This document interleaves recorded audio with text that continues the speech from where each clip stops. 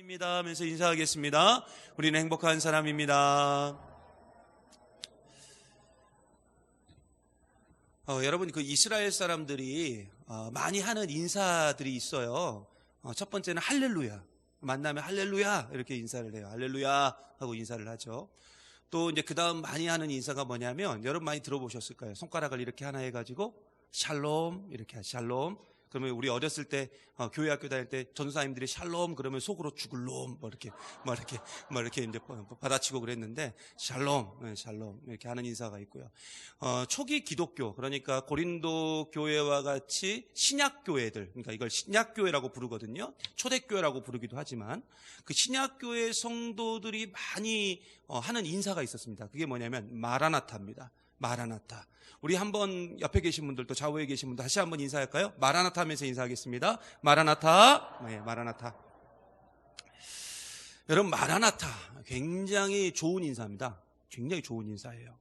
여러분, 예수님을 믿고 복음을 위해서 사는 사람들에게 가장 위로가 되고 힘이 되는 인사가 뭐냐? 할렐루야, 샬롬 뭐 이런 인사도 있고, 또 우리 교회에서 늘 하는 우리는 행복한 사람입니다 하는 그런 인사들도 있지만, 사실 기독교인에게 가장 위로가 되고 힘이 되고 능력이 되는, 그리고 안식이 되고 위로가 되는 인사는 뭐냐면 마라나타예요.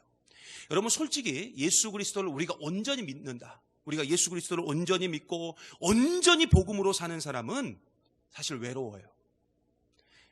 그래서 내가 지금 나는 신앙생활을 열심히 하는데, 나는 지금 믿음 생활을 열심히 하고 있는데 왜 나는 이렇게 외로울까? 나는 지금 구역장으로 열심히 섬기고 있는데, 나는 지금 안수집사로 열심히 섬기고 있는데, 나는 권사로 지금 열심히 섬기고 있고, 어떤 선교회의 임원으로 내가 열심히 섬기고 있는데 왜 나는 이렇게 외로울까? 그러면 온전히 잘하고 계시는 거예요. 원래 온전한 복음으로 사는 길은 외로운 길이에요. 그래서 예수님이 좁고 협착한 길이라고 말씀하신 거예요. 원래 믿음으로 살면 살수록 더 외로워져요. 외로워지니까 누구를 찾게 되는 거예요? 예수 그리스도를 찾게 되는 거고, 그런 사람은 결국 골방으로 들어갈 수밖에 없는 겁니다. 다 이유가 있어요. 하나님이, 예수님이 그냥 하신 얘기들이 아니에요. 그래서 복음으로 산다, 예수로 산다, 이런 건 힘든 길이고 수많은 고통과 고난을 경험하는 길입니다. 그러나 그럼에도 불구하고 우리에게 한 가지 소망이 있다 이거예요. 나는 믿음으로 살지만, 그럼으로 인해서 나에게 고난과 고통이 있지만 나에게는 한 가지 소망이 있다. 그건 뭐냐? 우리의 신랑 되신 예수 그리스도께서 언젠가는 이 세상에 오셔서 모든 것을 회복시켜 주시는 줄 믿습니다. 그걸 믿고 사는 거예요. 그걸 믿고. 그래서 마라나타의 의미는 뭐냐면, 바로 주 예수님이 이 세상에 다시 오신다. 이게 바로 마라나타의 의미입니다. 그러므로 힘듦과 고통 속에 살고 있었던 당시 초대교회 교인들에게, 서로에게 마라나타라고 외치면, 서로 그렇게 인사하면 그것만큼 힘이 되고 위로가 되는 인사는 사실 존재하지 않았습니다. 여러분, 오늘 말씀에 보면은 마라나타의 소망을 가지고 고난과 고통 속에서 위로와 힘을 얻으며 살았던 몇 명의 사람들의 이름이 쭉 소개되고 있어요. 그리고 이것은 사도 바울이 쓴 모든 서신서들, 그 편지들을 보면은 나오는 일반적인 특징입니다. 그래서 사도 바울이 쓴 서신서들을 보면은 꼭 마지막 장에 사람의 이름이 참 많이 등장하고, 로마서 같은 경우는 진짜 어마어마하게 많은 사람들이 로마서에 나오는 것을 볼 수가 있습니다. 우리는 오늘 소개되고 있는 사람들, 이 사람들의 몇몇 사람들의 이야기를 좀 통해서, 우리가 오늘 이제 32번째 시간이죠. 마지막 시간입니다. 마지막 시간. 아쉽지만 오늘로 끝이에요, 고린도전서는. 그런데 이 마지막 32번의, 그러니까 32주죠. 정확하게 말하면 32주, 그리고 32주를 개월수로 나누면 약 8개월 정도. 근데 물론 우리가 1년 내내 보기는 했지만 한 8개월 정도 이어졌던 이 고린도전서 강해를 좀 오늘 마지막에 나온 이 사람들의 이야기를 통해서 마무리를 좀 지으려고 합니다. 먼저 우리 15절 말씀 한번 볼까요? 자, 15절 말씀 같이 한번 보겠습니다. 시작. 형제들아, 스데바나의 집은 곧 아가야의 첫 열매요 또 성도 섬기기로 작정한 줄을 너희가 아는지라 내가 너희를 권하노니. 아멘. 여러분, 오늘 말씀에 보면은 스데바나라는 사람이 나오는데, 그냥 스데바나 이러면 되는데 여기에다 굳이 뭐라고 붙이냐면 스데바나의 집이라고 붙여요. 여러분, 스데바나는 어떤 사람이냐면 추측을 좀 해볼 수 있는데, 사도 바울이 2차 선교 여행 때, 그러니까 사도행전에 보면 사도 바울이 1차 선교여행, 2차 선교여행 이렇게 선교 여행, 전도 여행을 떠나지 않습니까? 그 2차 선교 여행 때 복음을 듣고 예수님을 믿은 사람으로 추측해 볼 수가 있어요. 왜 그러냐면은 여기에 보면 아가야 이라는 단어가 나오죠. 아가야는 어느 지방의 이름입니다. 아가야 지방에 속했던 대표적인 도시들이 있는데 고린도라는 도시가 있고 지금의 아테네인 아덴이라는 도시가 있어요. 그래서 고린도, 아테네 이런 곳들은 전부 다 아가야 지방 이렇게 불러요. 그런데 이 아가야 지방에서 예수님을 믿은 사람들 중에 이 스데바나의 집이 결국 뭐가 됐다고 나왔습니까? 첫 열매가 됐다 이렇게 나와요. 첫 열매. 그러면 여러분, 첫 열매는 무슨 뜻일까? 우리가 언뜻 생각해 보기에는 이렇게 생각할 수 있어요. 아가야 지방에서 복음을 제일 먼저 들은 사람 아닌가? 예수를 가장 먼저 믿은 사람이 아닌가? 라고 우리가 생각해 볼 수 있지만, 여러분, 첫 열매는 어떤 뜻이냐면은 열매라는 것을 생각해 보면 알아요. 여러분, 열매가 되어졌다는 거예요. 열매가 되어졌다. 그러니까 이게 무슨 말이냐면은 그 당시에 아가야 지방에 많은 사람들이 복음을 들었는데 그 중에 가장 온전히 헌신된 가정, 헌신된 사람이 누구였냐면은 바로 이 스데바나였고 스데바나의 집이었다는 겁니다. 이해 가시죠? 이 첫 열매라는 단어가 어떤 의미인지요? 결국 이 스데바나의 집은 그렇게 아가야 지방에서 하나님을 위해서 온전히 헌신하는 첫 번째 집이었다는 겁니다. 그 당시 예수를 믿는 사람이 많이 있긴 있었는데, 그런데 여기서 이 집이라는 단어가 나오죠. 집. 이 집은 헬라어로는 오이키안이라고 불러요. 오이키안. 그리고 라틴어로는 우리가 조금 익숙한 단어예요. 뭐냐면 파밀리아 이렇게 부릅니다. 파밀리아. 여러분, 파밀리아 많이 들어보셨죠? 패밀리, 그죠? 그리고 여수 학동에 가면은 신동아 파밀리 아파트 뭐 이런 거 있잖아요. 그러니까 그 파밀리에도 결국은 이 말의 라틴어 파밀리아에서 다 온 말들이에요. 그러면 이 오이키안 파밀리아라는 뜻은 정확히 뭐냐? 이게 뭐냐면은 조금 넓은 의미에서의 집이에요. 그러니까 예를 들어서 제가 우리 한소망의 모든 성도님들은 저의 가족입니다 이렇게 말을 한다면 그 가족이라는 말이 바로 이 오이키안 파밀리아예요. 그러니까 좀 넓은 의미에서. 그러면 오늘 스데바나의 집이라고 말했다는 것은 굉장히 스데바나의 집에 소속된 사람들이 많았다는 것을 지금 이야기하고 있는 겁니다.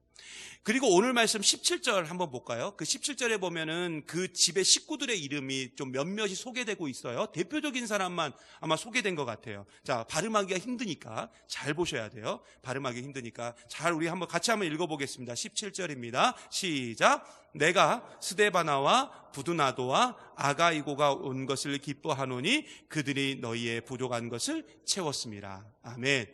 제가 어제 이걸 몇 번을 읽어봐도 지금도 발음이 꼬이는 것 같아요. 발음하기가 참 힘들죠. 자, 여기 세 사람이 나와요. 스데바나, 그 다음에 부두나도, 그 다음에 아가이고, 이렇게 세 사람이 나오는데, 자, 스데바나는 아까 설명을 했으니까 일단 넘어가고요. 자, 부두나도와 아가이고. 여러분, 부두나도, 아가이고 이 두 사람의 이름은 참 발음하기가 힘든데 이 이름은 일반적인 이름이 아닙니다. 이게 무슨 말이냐면은 고린도 전서가 쓰여질 당시에는 그 로마 제국이 이제 그 지역을 다스리고 있었지 않습니까? 다 로마 제국의 영향권 아래에 있었는데 이 로마 제국은 특이한 게 뭐냐면은 그 귀족이 사용하는 이름이 따로 있었고 평민들이 사용하는 이름이 따로 있었고 노예들이 사용하는 이름이 또 따로 있었어요. 그래서 그 이름을 딱 듣잖아요. 그러면은 이 사람은 귀족이구나. 이 사람은 평민이구나. 이 사람은 노예구나. 이런 것들을 다 알 수 있었다는 거죠.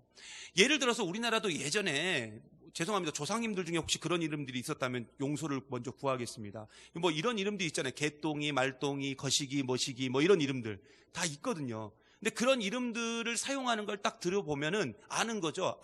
저분이 지금 상태가 어떻고 상황이 어떻고 이런 것들을 이름을 통해서 예전에도 다 알 수 있었거든요. 마찬가지로 로마 시대도 그랬어요. 그 이름을 듣고 그 사람의 신분, 그 사람의 계급 이런 걸 다 알 수 있었는데 여러분 충격적인 사실을 하나 알려드릴게요. 이 부두나도 아가이고는 노예가 쓰는 이름입니다. 노예가 쓰는 이름. 결국 이 두 사람은 스데바나라는 사람의 집에 살던 노예였어요. 그런데 스데바나가 예수를 믿고 변화되자 자신의 집에 있는 노예들에게 자유를 선포한 거죠. 왜요? 말씀대로 산 거예요. 자유를 선포했더니 이 자유를 얻은 노예들이 원래 자신의 주인이었던 스데바나를 떠나지 않고 계속 그와 함께 지내면서 하나님의 교회를 만들었어요. 그게 바로 스데바나의 집이에요.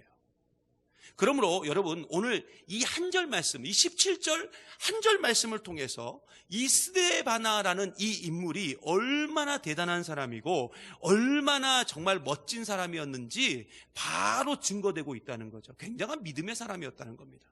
결국 스데바나는 자신에게 한때 노예였던 사람들이었지만 그 사람들에게 자유를 주었고 심지어 그 사람들에게, 그러니까 부두나도와 아가이고를 자신의 믿음의 동역자, 신앙의 동역자로 함께하고 있었다는 겁니다. 그런데 이것은 여러분, 이런 이야기는 어디 멀리 먼 나라의 이야기가 아니라 사실 우리나라에도 자랑스럽게 이 스데바나와 같은 사람이 있었어요. 여러분, 저기 전라북도 김제 아시죠? 김제, 지평선 뭐 이런 거 유명한 호남평야. 근데 그 김제에 가면은 금산이라는 지역이 있습니다. 금산. 거기 소고기가 참 맛있거든요. 근데 그 금산에 가면은 한국 초기 기독교에서 흔하게 볼 수 있었던 기역자 형태의 예배당이 있어. 사진 한번 띄워주실래요? 기역자 형태. 자, 보세요. 이런 형태의 예배당이 있어요. 지금도 있어요. 지금도 가시면 금산에 가면 그 옆에는 이제 또 벽돌 건물이 따로 있기는 하지만 초기 딱 그 모습을 그대로 보존을 했어요. 그래서 보시면은 이렇게 기역자 형태로 돼 있죠. 근데 그 꼭지점에는 누가 있었냐면 목사님이 서서 거기 설교를 해요. 이쪽은 여자, 이쪽은 남자가 앉아가지고 서로 얼굴을 못 보게 하면서 예배를 드렸다 그럽니다. 순천에도 이런 교회가 있었다고 해요. 이야기 들어보니까 이런 식으로 예배를 드렸대요. 근데 제가 이제 왜 이 이야기를 하냐면은 이 교회 이름이 금산교회거든요. 근데 되게 역사가 오래된 교회. 벌써 보세요. 역사가 되게 오래돼 보이지 않습니까? 근데 이 교회에 약 120년 전에 조덕삼이라는 장로님이 계셨어요. 근데 이 장로님이 자신의 집에 머슴으로 살고 있었던 이자익이라는 사람이 있었거든요. 이자익. 근데 이 이자익을 전도를 합니다. 우리 같이 교회 가자. 그리고 교회로 갑니다. 교회로 가요. 그래서 이제 이자익이 예수를 영접하고 조덕삼, 그다음에 이자익이 함께 금산교회를 다니게 되는 거죠. 그러니까 주인과 종이 함께 교회를 다니는 거예요. 그렇게 시간이 흘러서 어떤 일이 있었냐? 이제 금산교회가 부흥을 하니까 우리 교회도 장로님이 계셔야 된다. 그래서 장로 투표를 했습니다. 근데 큰일 난 일이 벌어졌어요. 이 머슴이었던 이자익은 장로가 됐는데 주인이었던 조덕삼은 장로 투표에서 떨어져 버린 거예요. 여러분, 이런 상황이 벌어졌다. 그러면 일반적인 사람 같으면 그 자신의 집에 머슴이었던 사람 열받아가지고 막 저기 멀리 보내버린다든지 쫓아내버린다든지 그랬을 건데 이 조덕삼이라는 분이 이자익이라는 분을 장로로서 깍듯하게 섬깁니다. 그리고 받들어요. 그리고 가만히 보니까 저 이자익이라는 우리 집 머슴이 보통 사람이 아닌 거예요. 얘는 좀 다른 사람이다. 그렇게 생각을 해서 평양에 있는 당시 평양신학교로 유학을 보냅니다. 공부를 시켜요. 그래서 목사가 되게끔 합니다. 시간이 흘러서 이 조덕삼이라는 분도 장로가 되었어요. 그런데 갑자기 그 교회에 목사님이 비게 된 거예요. 누구를 모셨을까요? 이 이자익, 자신의 집에 머슴이었던 이자익을 자신의 교회 담임 목사로 청빙하게 됩니다. 그리고 이 이자익 목사님은 나중에 우리나라 이 대한예수교 장로회, 우리 통합측, 그 당시에도 통합측, 합동측 나눠지지 않을 때니까 대한예수교 장로회 총회장에 무려 3번이나 선출이 됐어요. 3번이나. 그러면 왜 그랬을까요? 결국 조덕삼이라는, 오늘 말씀에 같으면 스데바나와 같은 인물이 있었기 때문에 이런 위대한 인물이 태어날 수 있었던 겁니다. 결국 오늘 말씀에 사도 바울에 의해서 이 스데바나, 부두나도, 아가이고가 함께 등장하고 있다는 것은 방금 이렇게 사진에 나오는 이 모습과 같이 굉장히 감동스러운 일이에요. 여러분 16절 17절 오늘 말씀 한번 보겠습니다. 16절 17절 다시 한번 볼게요. 시작. 이 같은 사람들과 또 함께 일하며 수고하는 모든 사람에게 순종하라. 내가 스데바나와 부두나도와 아가이고가 온 것을 기뻐하노니 그들이 너희의 부족한 것을 채웠음이라. 아멘. 여러분, 스데바나는 교회가 어떤 필요가 있을 때 그것을 채워주는 사람이었습니다. 그런데 우리는 항상 이런 사람이 되도록 기도해야 돼요. 그리고 교회의 재직이라면 반드시 이러한 사람이 되도록 더욱 기도해야 될 줄 믿습니다. 물론 스데바다는 부자였어요. 그래서 그가 가진 물질로 교회의 부족한 부분을 다 채웠던 거죠. 하지만 여러분, 물질뿐만 아니라 교회는 여러 가지 부분들이 부족해요. 내가 물질적인 부분을 채울 수 있으면 물질적인 부분으로 채우면 돼요. 내가 시간적인 부분을 채울 수 있으면 나는 시간적인 부분을 채우면 돼요. 내가 사역하는 부분을 채울 수 있으면 나는 사역하는 부분을 채워주면 돼요. 내가 기도하는 부분을 채울 수 있으면 내가 기도하는 부분을, 그 부족한 부분을 채울 수 있으면 됩니다. 결국 지금 교회의 가장 부족한 부분이 무엇인가, 그리고 나는 이것을 어떻게, 그리고 어떤 모습으로 무엇을 채울 것인가 고민하는 성도가 바로 하나님이 가장 원하시는 성도의 모습이고 성도의 가장 기본적인 자세인 줄 믿습니다. 그리고 서로 그렇게 채워줄 때, 채워나갈 때 하나님의 나라가 우리 가운데 만들어질 수 있는 거예요. 여러분, 사실 교회 일은 목사나 전도사나 장로 혼자서 다 할 수 있는 게 아니에요. 여러분, 그거 꼭 기억하셔야 돼요. 여러분, 사도 바울이 멋진 사역을 할 수 있었던 이유, 위대한 사역을 할 수 있었던 이유는 여러분 아시다시피 사도 바울 곁에서 챙겨주는 많은 사람들이 있었기 때문에 가능했다고요. 여러분, 예배도 마찬가지입니다. 여러분, 이 예배 때 가장 폼나는 사람이 누군 것 같아요? 말 안 해도 아시겠죠? 네. 제가 스스로 말하기 민망해서. 근데 이 부족한 사람이 가장 예배 시간에 폼날 수 있는 이유가 뭔 줄 아세요? 먼저 우리 전도사님들의 수고가 있어요. 아침 일찍 나와서 불 다 켜고, 여름이고 겨울이면 저기 4층, 5층 꼭대기까지 올라가서 난방기 켜고 다 확인하고, 그런 수고들이 있었기 때문에. 주중에는 청소하시는 분들이 계시고, 꽃꽂이 하시는 분들이 계시고, 보이지 않는 방송실에서 수고하시는 분들, 찬양대, 찬양팀, 예배 안내, 새가족부 안내, 주차 안내, 재정부의 수고, 또 아이들을 이 시간에 돌봐주는 교사 선생님들의 그 수고, 그리고 저 주방에서 열심히 묵묵히 일하고 계시는 많은 분들의 그런 수고들이 있었기 때문에, 헌신이 있기 때문에 이 예배가 가능한 줄 믿습니다. 그래서 사도 바울은 항상 자신의 편지 마지막에 자신의 곁에서 묵묵히 지켜주고 챙겨줬던 그 사람들의 이름을 쭉 말하고 있는 거예요. 그러므로 우리는 항상 여러분 채워주는 사람이 돼야 되지, 헐뜯고 비난하고 꼬집고 그런 역할 하지 마십시오. 여러분, 교회마다 보면은 꼭 예배 시간에 지적할 걸 찾는 분들이 있어요. 매의 눈을 뜨고 한번 싹 살펴보는 거죠. 어디가 지적할 만하나. 주보도 살펴보고 예배당도 살펴보고 사람도 살펴보고. 여러분, 그거 하지 마세요. 우리 교회는 그런 분이 안 계신 걸로 아는데 제발 이런 행동하지 마십시오. 비판하고 지적할 것이 있다면 그게 뭔 줄 아세요? 그 부족한 걸 내가 본 거예요. 부족한 걸 내가 봤으면 어떻게 하면 돼요? 내가 채워주면 돼요. 내가 채워주면 된다. 주보에 혹시 오타가 났어요? 그러면 금요일 오후에 오셔서 내가 오타를 앞으로 잡아주겠다고 잡아주시면 돼요. 그거 하시면 된다고. 그러므로 채우지 못할 것 같으면 가만히 있으면 되고, 채울 수 있으면 내가 가서 채우면 됩니다. 그러면 교회는 하나님 나라가 되는 거예요. 여러분, 우리 19절 말씀 한번 볼까요? 같이 보겠습니다. 시작.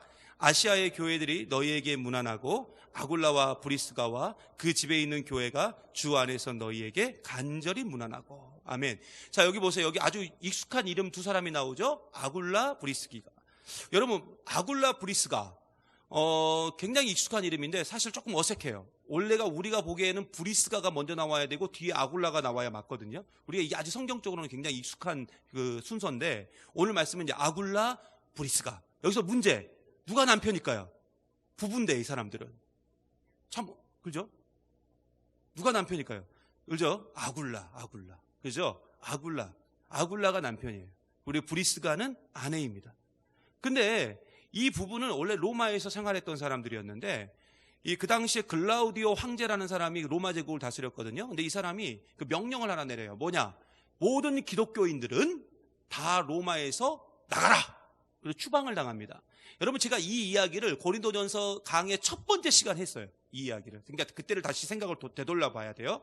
그때 이제 로마에서 추방당한 이 아굴라와 브리스가가 갈 곳이 없으니까 이 고린도로 가게 됩니다. 그리고 고린도에서 이들이 했던 게 뭐냐? 바로 천막 사업을 하게 되죠. 근데 그때 이 고린도에 누가 오게 되냐면 아테네에서 복음을 전했던, 아덴에서 복음을 전했다가 추방당한 이 사도 바울이 고린도로 오게 되죠.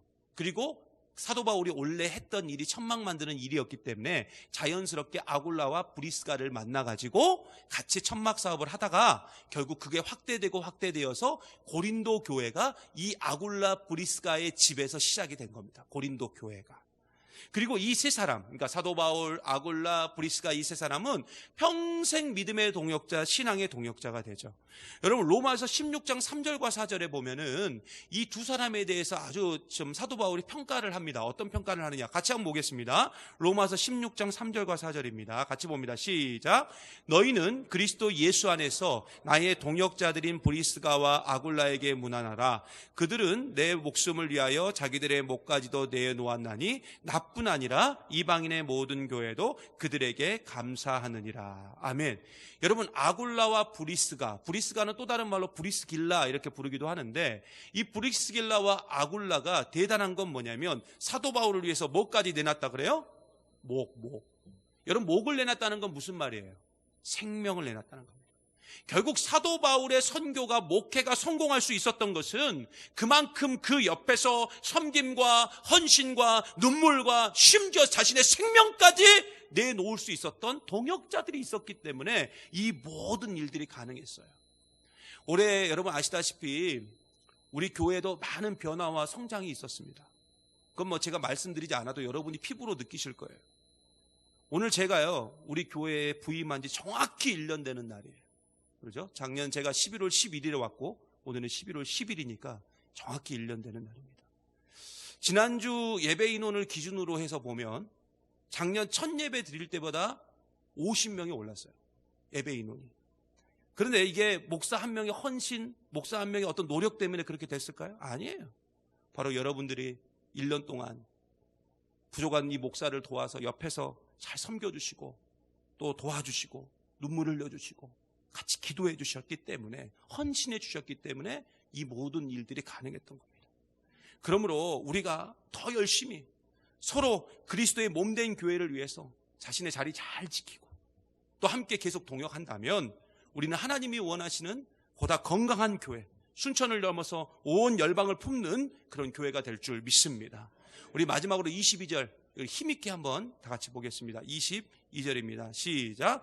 만일 누구든지 주를 사랑하지 아니하면 저주를 받을지어다. 우리 주여 오시옵소서. 아멘. 여러분 사도 바울은 고린도전서를 마무리하면서 사랑을 말합니다. 그것도 주를 향한 사랑. 여러분 주를 향한 사랑은 무슨 말이냐? 고린도전서를 기준으로 해서 보면 교회를 향한 사랑입니다. 그런데 교회를 향한 사랑은 바로 수고와 헌신과 섬김과 이해와 용서가 없으면 절대로 불가능해요. 사도 바울은 고린도 교회가 하나님 나라와 같은 교회가 되기를 그리고 그렇게 세워지기를 간절히 바랬기 때문에 이 고린도전서를 썼습니다. 사도 바울은 고린도 교회가 하나님의 나라와 같은 교회로 든든히 세워지기를 원했다고요. 그래서 사도 바울은 마지막으로 사랑을 강조하고 있는 것입니다. 하지만 사랑은 눈물이 있어야 돼요. 그렇잖아요. 사랑하면 한숨도 나와요. 사랑하면 때로는 좌절하기도 합니다. 사랑하면 때로는 낙심이 있기도 해요. 그러나 그래도 우리는 사랑해야 될 줄 믿습니다. 특히 성도 간에 여러분 더 사랑하십시오. 사랑할 수 없어도 사랑해 주세요. 이것이 바로 주를 향한 사랑이고 교회를 향한 사랑이고 고린도전서에서 계속 이야기하고 있는 사랑입니다. 근데 갑자기 사도 바울이 사랑을 얘기하다가 마지막에 뭐라고 말합니까? 우리 주여 오시옵소서. 이게 바로 마라나타입니다. 근데 이 말은 격려와 용기와 위로가 담긴 말입니다. 사랑의 길, 복음의 길, 이 믿음의 험한 길을 가는 성도들에게 격려를 주는 말, 위로가 되는 말, 힘이 되는 말이 뭐냐? 그게 바로 마라나타, 우리 주여 오시옵소서입니다. 결국 신랑 되신 우리 주님이 다시 오시면 모든 것을 다 회복시켜 주시겠다는 거예요. 그러므로 우리는 내 마음에 들지 않고 내 형편에 맞지 않고 도저히 받아들일 수 없고 이해할 수 없는 일이라 할지라도 여러분 사랑하십시오. 그리고 섬기십시오. 그리고 주님의 명령대로 행하는 우리의 삶이 되기를 바랍니다.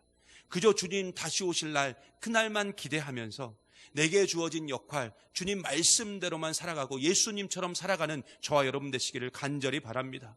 바로 그때 고린도 교회와 같은 모든 것들이 하나님 나라가 되고, 이 하나님의 나라로 고린도 교회와 같은 세상에서 허덕이는 영혼들이 참된 안식을 얻게 될 줄 믿습니다.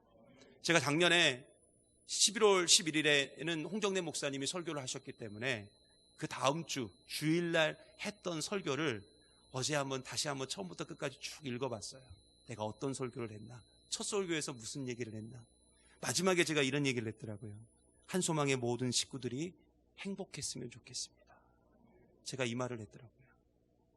그런데 이 행복은 결국 우리의 사랑, 우리의 헌신, 우리의 희생, 섬김, 용서, 이해가 없으면 불가능합니다. 이젠 예수님처럼 사랑하고 헌신하고 희생하고 섬기고, 이젠 제발 용서해 주심으로 하나님의 나라를 우리의 삶과 특별히 주의 교회를 통해서 만들어 가시기를 간절히 바랍니다. 가고 싶은 교회, 그렇죠? 교회다운 교회, 그 교회가 한소망 교회가 되기를 간절히 바라면서 주님 다시 오시는 그날, 우리 신랑 되신 주님 다시 오시는 그날까지 묵묵히 내 자리 잘 지켜가면서 주님 뜻대로, 주님이 그렇게 하셨던 것처럼 우리도 그렇게 살아가 승리하는 우리 저와 여러분 되시기를 간절히 바랍니다.